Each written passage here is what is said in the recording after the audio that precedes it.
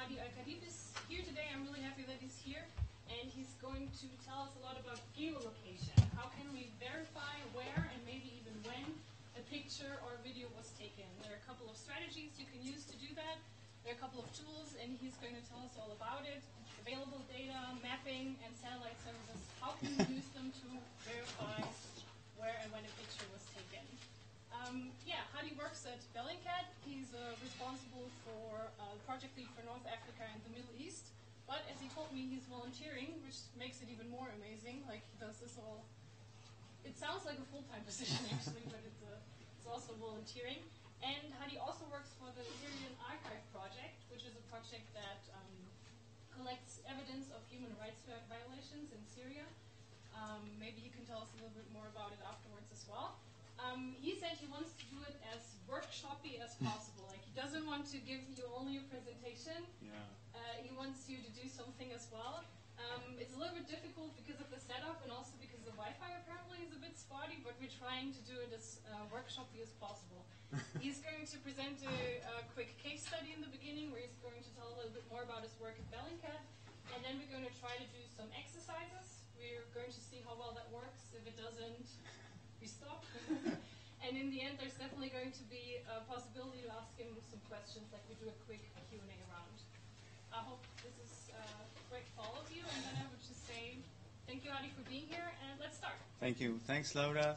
And thank you, everyone, for joining us in this adventure, I would call it, because we wanted to, break it from doing just a presentation and do more workshop thing, so maybe like work a little bit more together, you more understand how the tools work. Unfortunately, the internet situation won't allow that very much, but we will try our best. Sorry, Hadi, can you maybe use the microphone because we're live streaming as well, and then people can't understand. Wow, okay. This one? Maybe you can use the hand microphone instead. Maybe that's easier. This is working? Okay. So okay, this is working now. Great. So just one practical question for you. Do you have internet through mobile phone with you or not? How many have mobile phone internet? That's really good. That might solve the situation. We will see. Okay. Do you have your laptops with you or not? Laptops? That's really great. Okay. And you can put Wi-Fi from your mobile phone to your laptop, no problem, right? Like do hotspots. You can do that. Okay, great. So, okay, we might be able to do it. So we have an hour. We will try to do it as practical as possible. And we are talking about open source investigation. So what is open source investigation? Open source investigation is depending on materials that is available online mainly. So materials that can be accessible, photos, videos, documents, audio files, and so on and so forth. And with investigation, we mean is really the process of collecting these materials, verifying it, analyzing it, and then conducting some type of an investigation. So we will see that in a little bit how. So as Laura have said, I'm working with Bellingcat. Slideshow from current side. So Bellingcat is you can say it's a collective of researchers, and they are interested in open source information. They have done a lot on that since 2014 until now. Big investigations like MH17 aircraft. I don't know if you heard about it. A lot of investigations about what's happening in Ukraine, a lot of investigation about what's happening in Syria and in other parts of the world. So we will see some of their work right now. I'm also working on something, an organization called Syrian Archive, which is a database of verified, publicly available videos of human rights violations. But it's also about in conducting similar investigations. It's also about developing open source tools and methods for journalists and investigators to be able to use to conduct their research. Since 2014, we have collected over 1,500,000 digital units. We verified 4,000. It's not a big number, as you can imagine. And we think that Syria is the most documented conflict in history, but this is one of the first that is going to happen this way. Every other conflict is going to happen. It will have so much more materials than this. Of course, this is what the increase of mobile phone use and internet and technical infrastructure is allowing. Which means that we are seeing conflicts being streamed real time, and we really need to be able to do collection, verification, and analysis from the first date, so we don't. So we try to cope on what's happening in different parts of the world. But this is one example, and you can see the struggle in terms of how much we collected, and how much we have been verifying. So what I would like to introduce to you first is a case study which is about why actually we are doing this. Okay, so this is one of them. Why we are doing this? Why we are doing verification?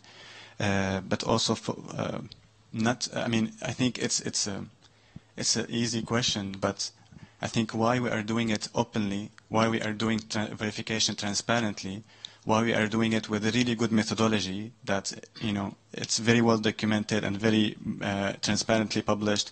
It's because the level of propaganda that we are seeing in different parts of the world. I don't want to focus on one country here, but this is one example that has been published by the Russian Ministry of Defense, where on their Twitter channel, the official one, they said that this is where it's showing an evidence that the U.S. are actually covering ISIS combat. And they are doing that by allowing them to move aids as well as weapons, as well as different things between Iraq and Syria without doing anything. And they publish photos about that. So this is the photo. This is the photo that they have published on their Twitter account. And why we looked into this, we did a very easy thing called Google reverse image. I'm sure you all know it, right? Exactly. And then what showed up is this YouTube video of a game. We were like, what? I mean, are they joking or something? I mean, what's happening here? This is funny, but it's really sad as well, because it really shows that the level of propaganda and the level of not caring about the audience and not caring about the human rights violation that they are committing is something that is unbelievable. So this is why actually we are doing this very transparently in terms of verification, because we get a lot of critiques, and it's really important for us to make sure that people understand the process. So what we did first, second, third, and then they can come to hopefully the same conclusion and understand, okay, this is a game, it's not actually a video from that has taken by a drone or something. So you can see like similar videos together here. The one of the Russian Ministry of Defense and the one from the YouTube game.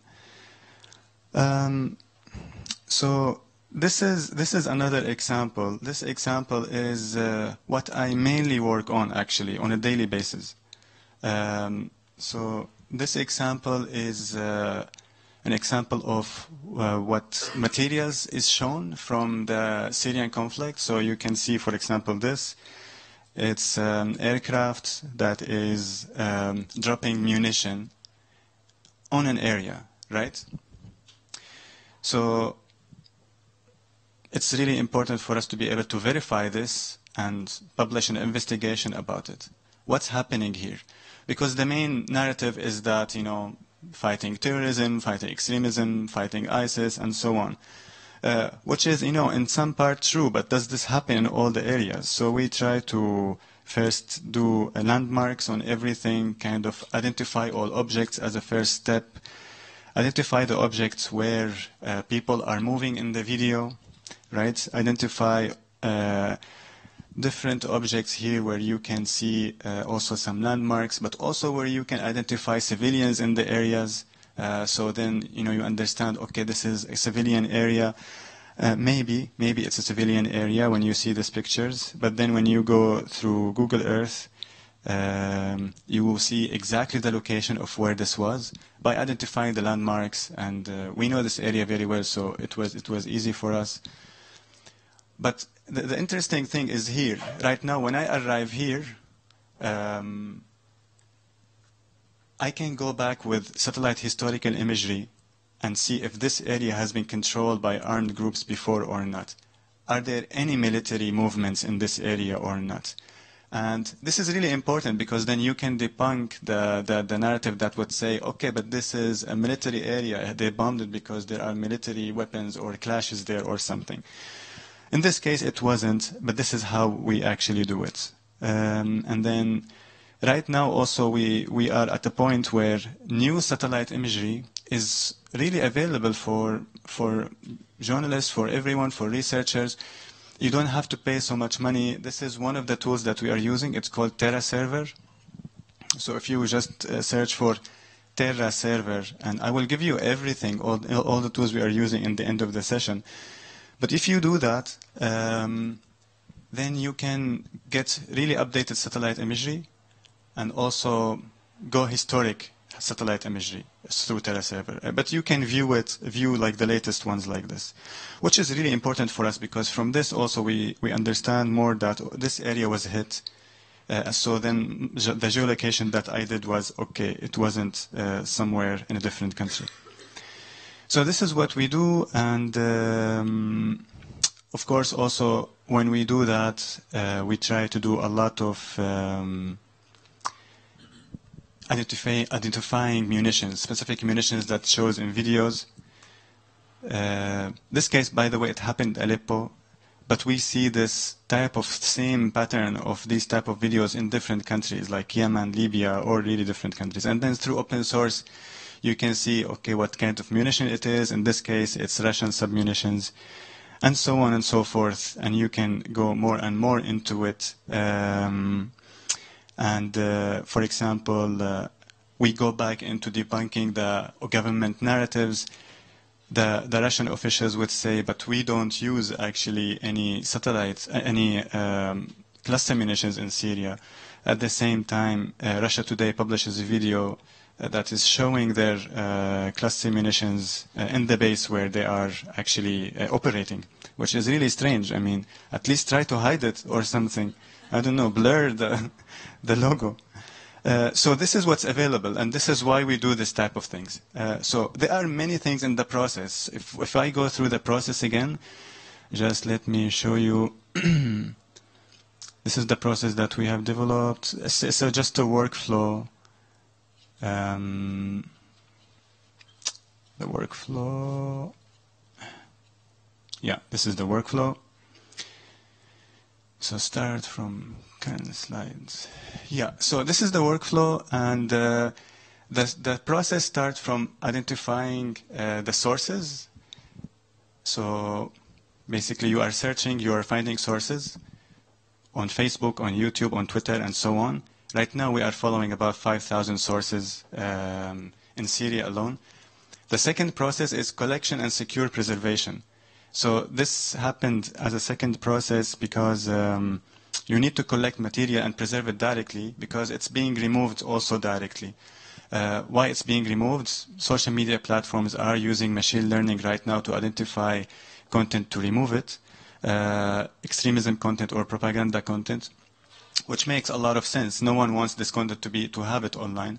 But at the same time, this content might be the only evidence that helps you with your investigation. So preservation is really important. We do that automatically, and there is a tool that we use that is published on the Syria Archive website. And there are many tools that I will share with you in the end to go for that.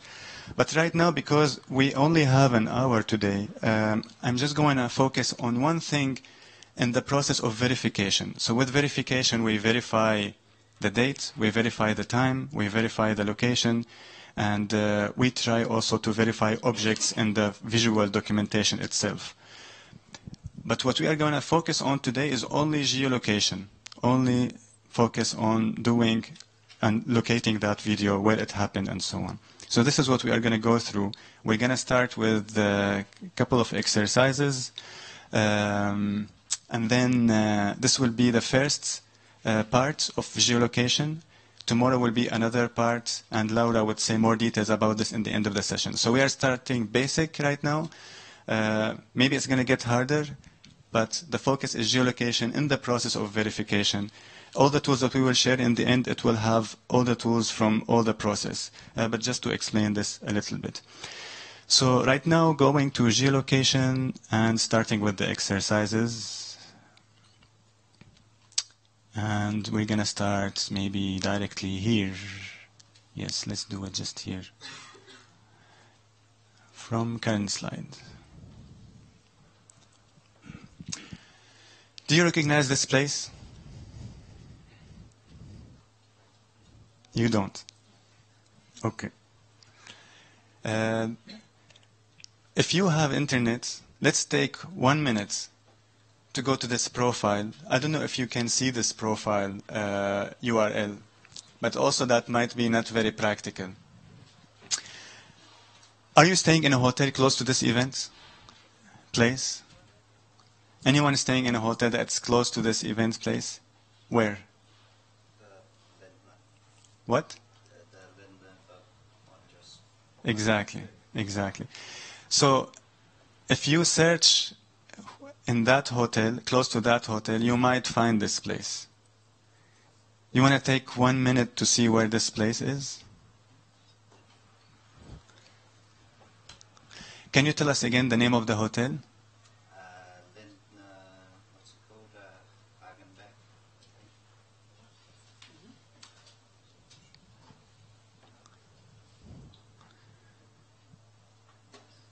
No, there it says If you go to the picture. Lockstädter Grenzstraße, Hamburg. Exactly, exactly. Yeah. So if you go to that URL, you would see where this place is. Yeah, because it says here. Exactly, exactly. So this is usually what we find. We find pictures that are similar to this. When you go to social media, click this is VK. It's like Facebook. You find his picture, and then next to it you find the location. Yeah?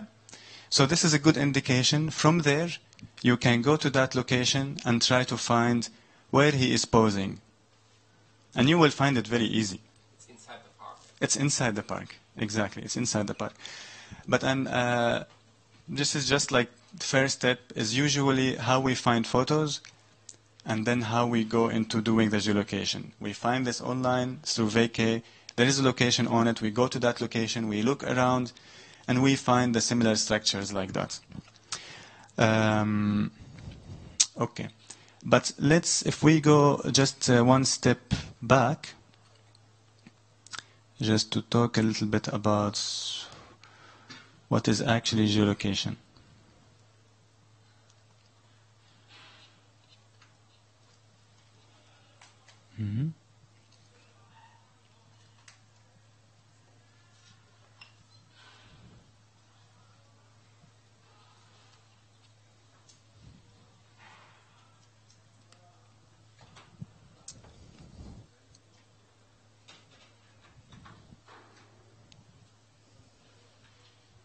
Okay, so it's here. So geolocation is when we look at photos online or any social media content, videos, and so on, and we try to identify it into a satellite image.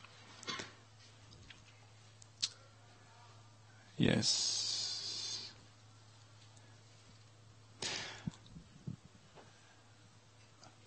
This is what you can find online. This is a house. This is what you can find online, for example. And then you use satellite tool to be able to find the same location.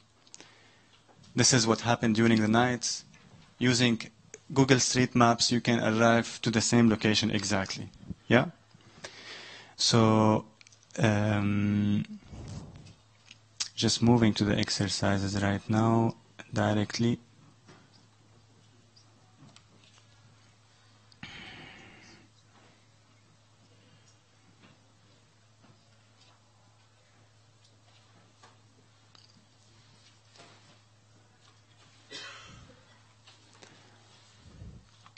So you see, usually the workshop is so long, we're just going to focus on geolocation. Where are we? I'm lost. Okay, it's... Condensed highlights today. What? They're only getting the condensed highlights of the workshop. Exactly. Yeah, that's true, actually. So we're going to go through 5 things. Maybe today, between today and tomorrow. The first one is identifying objects. This is the first exercise that you will do. So geolocation, we're going to go through 5 things. Identifying objects. What are the different satellite tools available there that you can use? Third is going through historical satellite imagery and using that to geolocate. Third is using terrain to try to geolocate. 5 is assessing damage or change in a satellite image. So we're going to go through that. First exercise, you have some papers of this boat. Some of the papers around, we don't have enough, so it would be great if you could share it. And some of you only have 2, but it should work with 2 papers as well. So what is the exercise? The exercise is some of you, unfortunately not all of you, but some of you have this same photo of the boat, and also other photos of the same boat from different angles, right? And then also you have a satellite imagery. 2 questions. The first question is, what objects you can identify between the photos and the satellite image? The second question is, where the photographer is standing in every part of the photo. So you go to the satellite image and you put X on the angle of where the journalist is standing. This is all about orientation. I just want to get the first step of orientation and then we can go further. So you have 2 images, photos, as well as the satellite images of the boats. 2 things that we need: identify objects between the photo and the satellite image. The second thing is where the journalist is actually standing. Let's take 1 minute. Maybe a little bit more. Maybe Little up more? until 5. 5 minutes? So this is kind of the first step. So compare the satellite pictures to the pictures that were taken on the ground. And we're going to flip between the 3 pictures here on the presentation as well, because we don't have enough sheets to give to all of you. It would be great if you could share.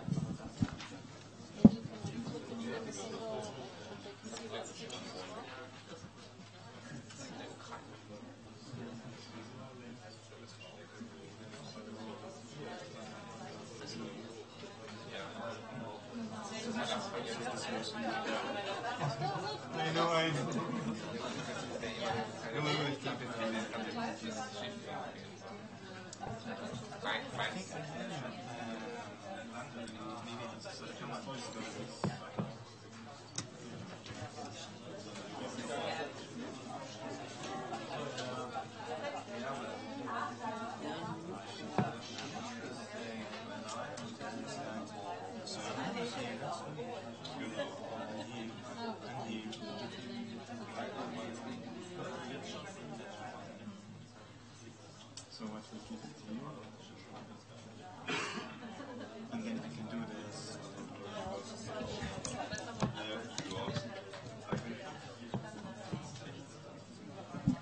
We unfortunately can't show you the other pictures on the big screen because then we're going to tell you the solution already. So just this one.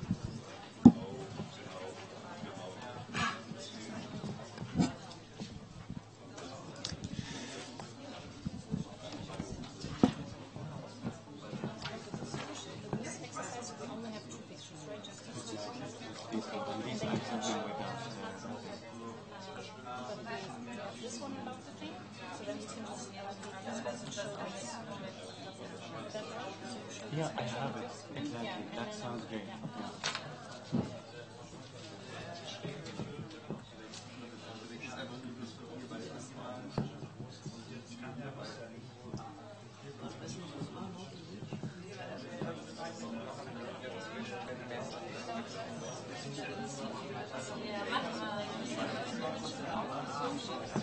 Right now?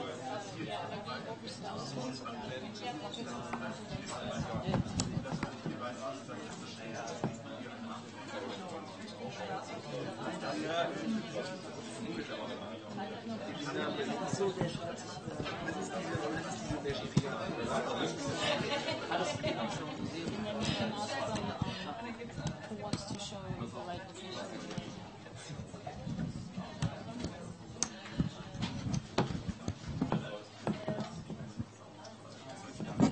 Okay, time is up.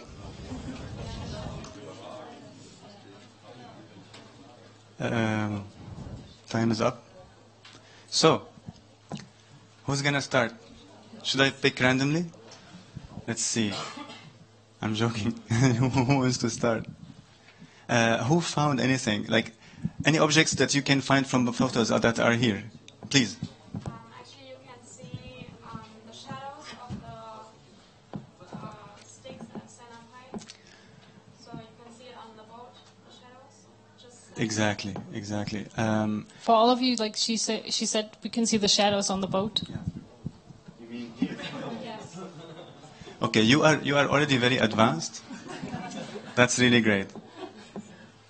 Who else? What are also the other objects? Oh my God! Okay, tell me. When we said we should find out where the picture was taken. Yes, where? In Down at the mole, I think it's called. So, which picture? Can you show me? the picture you had first on the slide. Exactly. So one of the picture is the first picture where you can see most of the boats and the photographer is standing somewhere here, right? A little more. Okay. But in terms of objects, let's focus on objects. What other objects you can see between the photos and the satellite image here? Come on, we should find them all. This little piers over there, right? So he's standing somewhat here, I suppose. So this is the location where the photographer was standing, apparently. Yeah, exactly. Yeah, I mean, This is one of the location. Yeah. One of the locations I mean, here. for the picture that you shown with the gang of people wandering around the ship. Yeah, exactly. It was from there. Yeah. Please. I think you can see sort of a pagoda or something like that behind the boat or some Well, little temple thing. That's it. You are also professional. If we have Bellingcat certificates, I would definitely hand it. But this is really a hard one. This house, you can see it in one of the photos. So it's behind that, right? Can you see specific trees between the photo and the satellite image? Specific trees? Where are the trees in the satellite image? By the way, can you see the satellite image from there? Okay. Okay. Like that. Please. So yeah, in the image there's a tree you can see behind the mast of the boat, which is the one that's just sort of behind the stern. Well, it's sort of, it's that darker green patch, isn't it? Just to the, that one, yeah. Yes, exactly. This is one, but also You can also see the small ones. exactly. Like they are here, That's amazing. and you can see them 1, 2, 3, 4, 5. That's true. Exactly. You can see them here. Perfect. That's perfect. Anyone can see this shape? Of course, right? That's already good. So we can go through it maybe then. We go back here from current slides. So we are still in orientation. No. Okay. So this is one of the photos.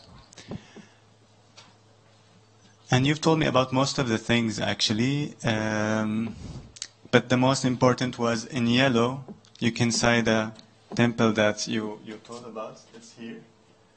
You can find the trees that you talked about, the trees in blue. Of course, the boat. I mean, you can see the shadows that you talked about. There are shadows. The shadows are important. We're going to talk about them later. This shape, we can also see it. So that's good. You found everything there. Moving on, this one. You can also find the same stuff. The tree, the boats, and the shape here in green. This one, where can you see the temple? Can you see the temple here again? Exactly, it's here. Perfect. So yellow again, you can see the temple, you can see the boat, you can see everything. So right now, quick question, where do you think this photo is? Where do you think this photo, where? In which location?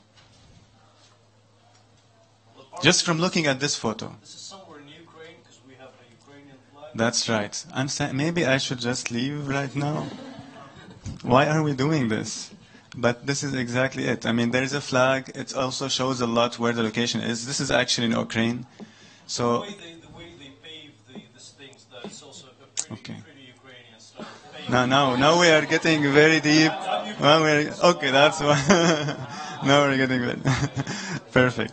Okay, I was like, oh my God, no. The thing is that I do know because I was here the other year.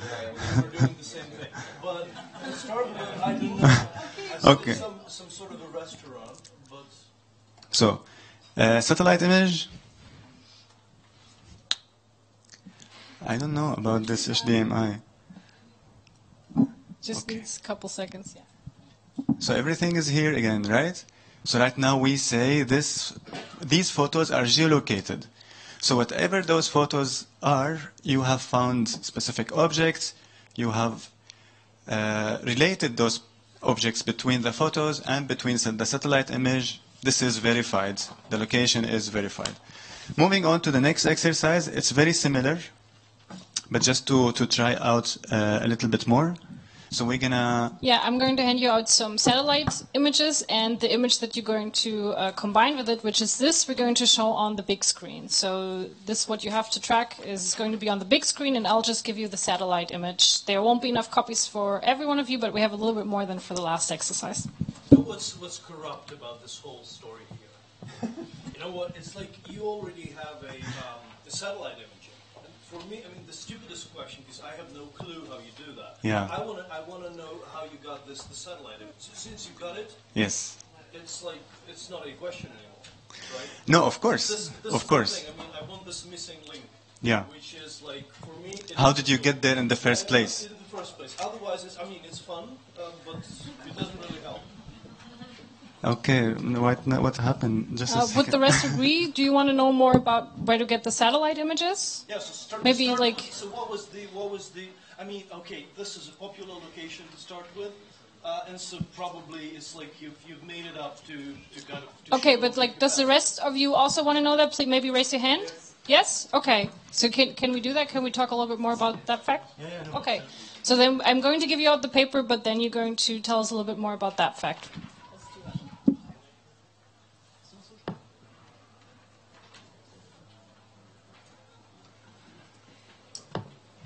Okay, let's talk about that. This is tricky. This is really... Oh, no. And this is okay. Okay. So, this is really tricky question, right? Because it really depends on every research you are doing. in this specific case, that specific example, this is a very famous place. It's a very famous location. The photo itself, if you screenshot the photo and then upload it to Google Reverse Image, it will tell you where this place is, and you can go directly to the satellite look of it, right? Because this is a very famous place. But let's think a little bit about if there is a place that I have no idea about, right? Like so for example, just last week I did one of my first research in Cameroon. I really have no idea about the geography of Cameroon.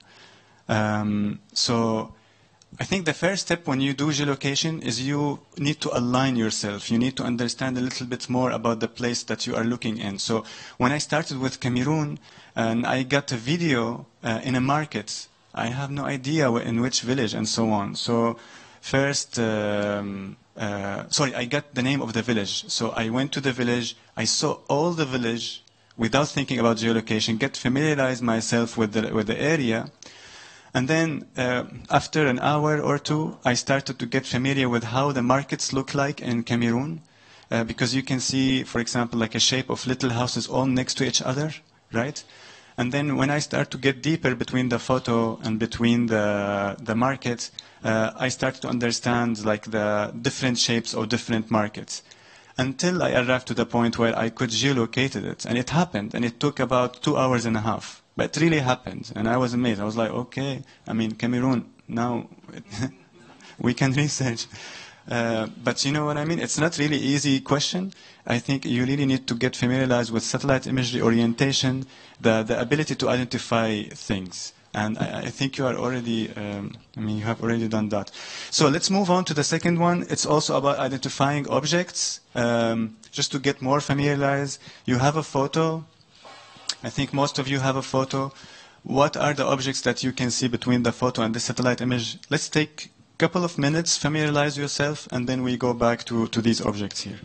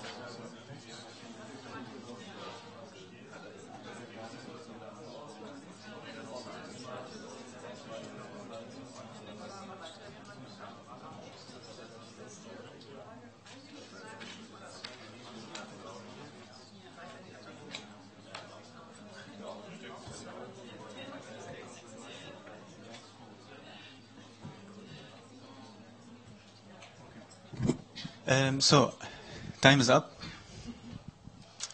What can you see?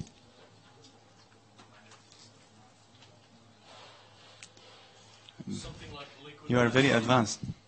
You are both very advanced. Please.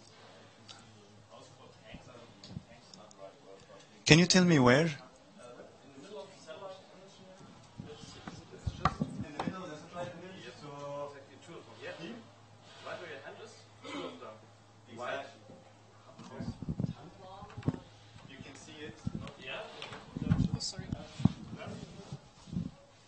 See it here, right?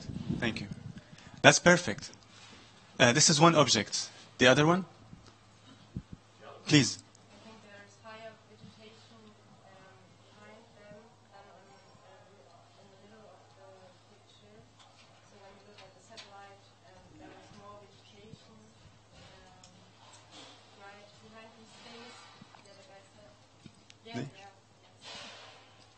What I'm saying, yeah, I mean, you are really getting advanced.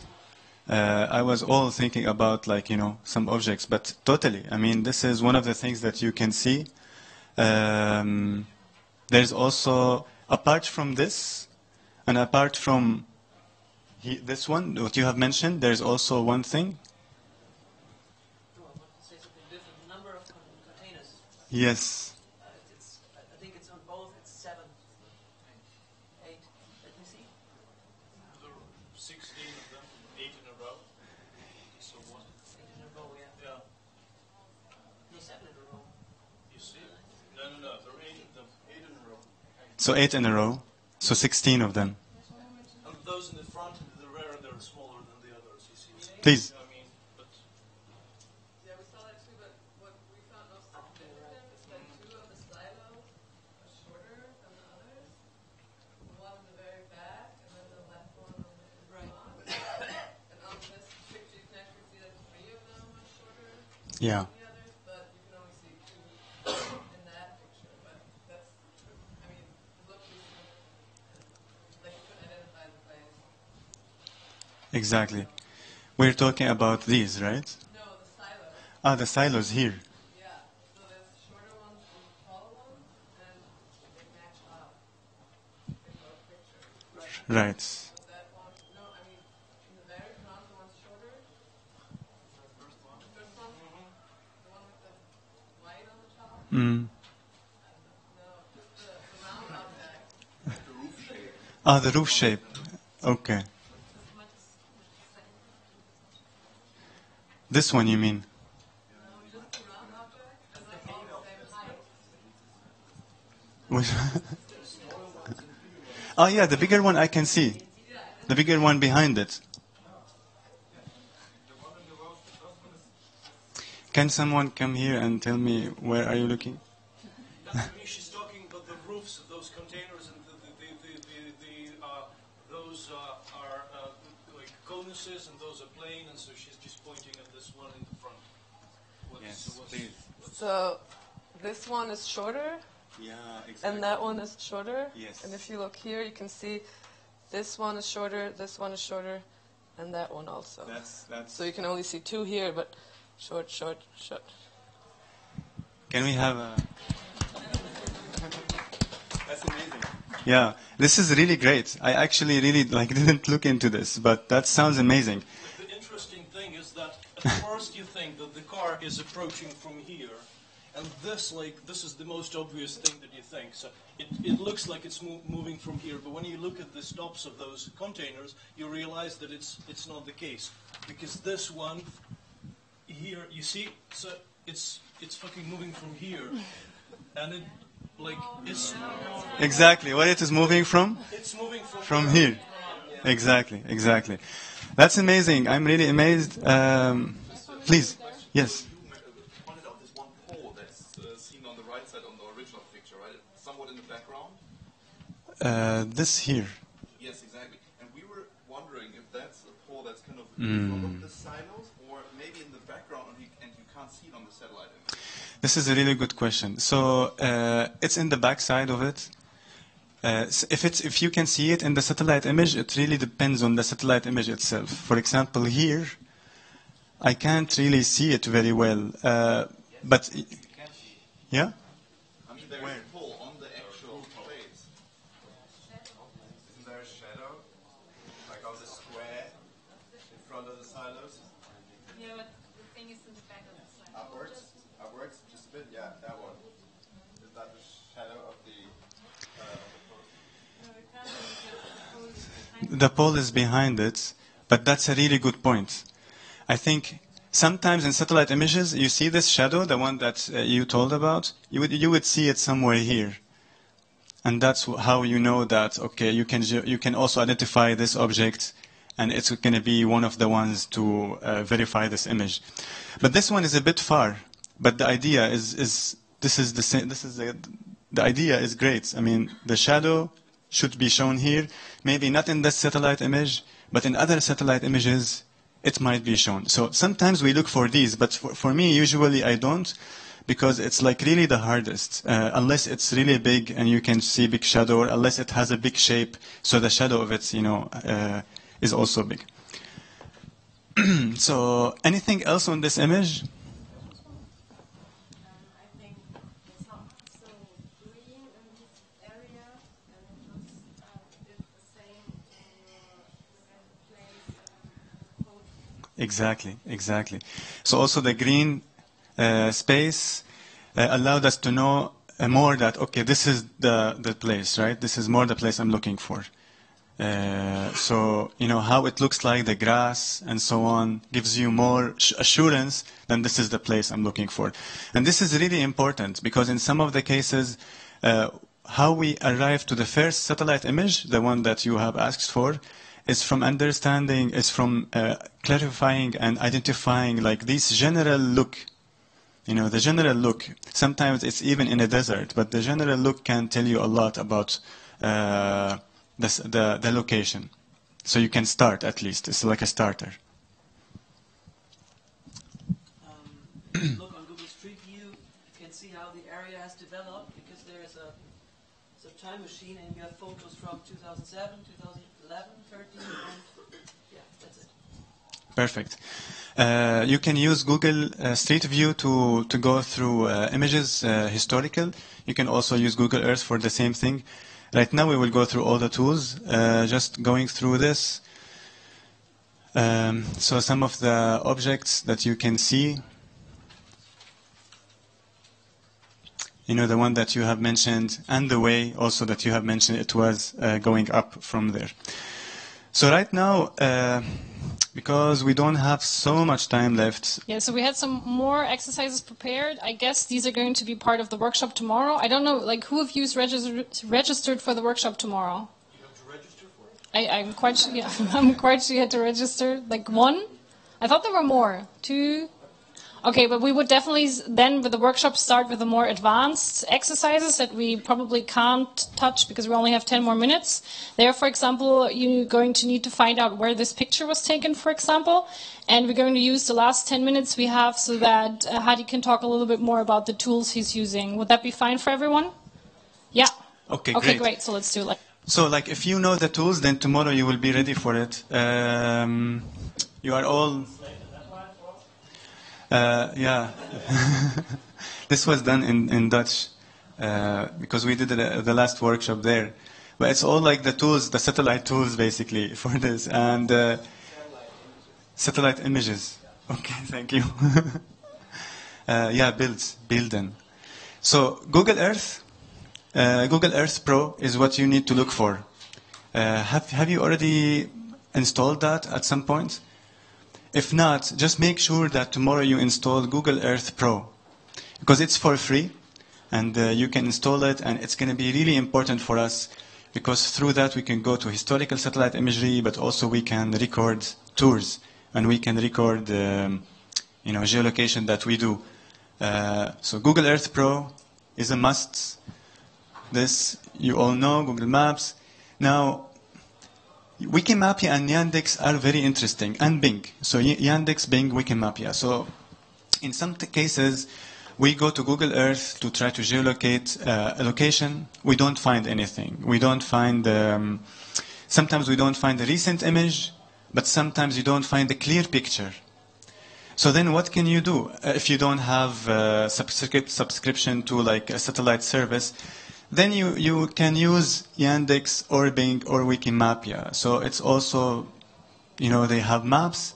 Those maps are taken from different satellites, so they would have different views. And the views might be really good. Again, if I go back to the case where I work on Cameroon, Google Earth had nothing on Cameroon. Nothing updated. The satellite imagery was really cloudy. I couldn't see anything when I was looking at that village. What I used is I used a combination between Wikimapia and between Bing. Bing was actually really good. You could really zoom in to that village and go house by house. And in my case, I had to research and look for markets. So then I used Bing to do that, and it was really great. Right now, I would show you how they look like. TerraServer is the one that I told you about. So you need to subscribe, and it's about $300 a year, but you can share it, for example, with other colleagues. But this is really important because with TerraServer you can get recent satellite imagery that usually Google Earth don't have. So, for example, satellite imagery from a month. Usually you don't have that with Google Earth. And Digital Globe is the company that provides satellite imagery to TerraServer as well as Google. So you can also go there, but this is usually you go to Digital Globe to buy the image and have the copyrights for the image to publish it. Because even if you use TerraServer, you can view it. But when we talk about publishing, then you have copyrights and it's a different issue. So you need to get permissions from Digital Globe. And usually, is it for research or journalism and so on, they can give it to you without any problem, as long as you mention Digital Globe as the company that you get the satellite image from. So those are the main tools that we are using. Maybe just if I go to how it looks like. As you know, we don't have really good internets here. So I'm just going to show from the screenshots that I have at least. So this is how TerraServer looks like. So TerraServer, and when you sign up for it, it looks like that, and you can have all satellite images here. And then you can see that every satellite image has a different date. In this case, we were looking for an incident that happened in Libya, and through satellite images, you can even see some things here. It's blood stains. I mean, but the issue is, the thing is, if you get recent ones, you might get more to know about the incident and you can verify it. So this is how TerraServer looks like. And unfortunately, I don't have much related to Wikimapia, and I don't have internet. But tomorrow we'll try to solve the situation. So these are, mainly the satellite image tools. I think right now maybe we'll have 5 minutes or more for your questions, and then we will clarify about tomorrow what's going to happen and what we are going to be doing. Yeah, one question. For example, I don't know, did you try to find this particular ship? You know, it's the Yanukovych ship, no? But how did you try to find it, or is it just an example? It's just it was an example. Okay. Yeah. Are there more questions? How much is TerraServer? $300 a year. And I'm not doing marketing for them. I think it's really important to have it. And I think you can share it with someone. It's not that much, and the effect is really good. I mean, you get really recent satellite images. So maybe before you all go, if you don't have questions, to clarify for tomorrow, Laura? Exactly. So tomorrow there's going to be a workshop. It's kind of the second part, so to speak. It's at the same time at this workshop tomorrow. So, and I think you had to register beforehand, but there should be some last minute spots, so you can show up and try to get in. And in that case, we're going to get to the examples that were a little bit more advanced. So we're going to start with kind of what we wanted to do at the end of this workshop. We're going to do tomorrow, as I said, where you, for example, are going to find out where is this location. So it would be great if some of you want to go to the workshop tomorrow as well. Exactly. And one question, you look confused. I'm not confused, I'm just trying to register. Okay. So today I think we went through just the first two, the identifying objects and different satellite images. But tomorrow we will go through the rest. And what I really wanted to do actually today is going through assessing the damage or change. And we have some exercises, but I guess tomorrow we need to find out how we can fix the internet issue and then work on that. Because the internet wasn't so good, we just did the exercises that didn't require an internet connection. But tomorrow we're going to make sure that the internet works as well and that you can all do the stuff where you need your laptop for. So thank you so much for participating and for doing such a great work. I think Hadi was kind of impressed by all of you. And thank you so much, Hadi, that you've been here. He had a really busy week. I think yesterday he was in Geneva, just came with the last flight. I think he's pretty tired, so now he's going to get a coffee. And then you can all catch up with him in the afternoon, ask him way more questions. He's going to be here. So yes, thank you. Thank you all for being here, and thank you, Hadi.